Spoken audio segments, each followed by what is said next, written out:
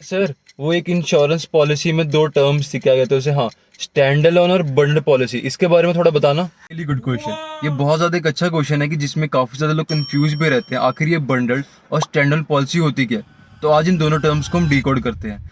तो जब भी अपने लिए हम एक नया मोटर व्हीकल लेते हैं तो वो हमारी जो इंश्योरेंस कंपनी होती है वो हमें एक बंडल पॉलिसी इशू करके देती है।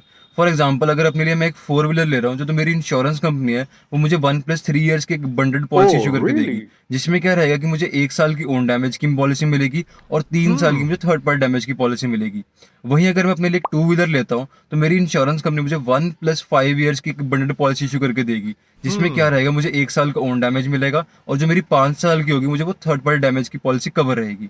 तो सर फिर क्या अपनी पॉलिसी को हम 3 और 5 साल के बाद रिन्यू करवाएंगे? नहीं, हेयर्स द कैच। जो हमारी 3 और 5 साल का टाइम पीरियड होता है हमारी बंडल पॉलिसी के अंदर, वो सिर्फ हमारे थर्ड पार्टी डैमेज को कवर करता है, लेकिन हमारा ओन डैमेज सिर्फ 1 साल का ही होता है, जिसे हमें हर साल रिन्यू करवाना पड़ता है। और इसी पॉलिसी को हम अपनी कहते हैं स्टैंड अलोन पॉलिसी। तो इस चीज़ का ध्यान जरूर रखिएगा।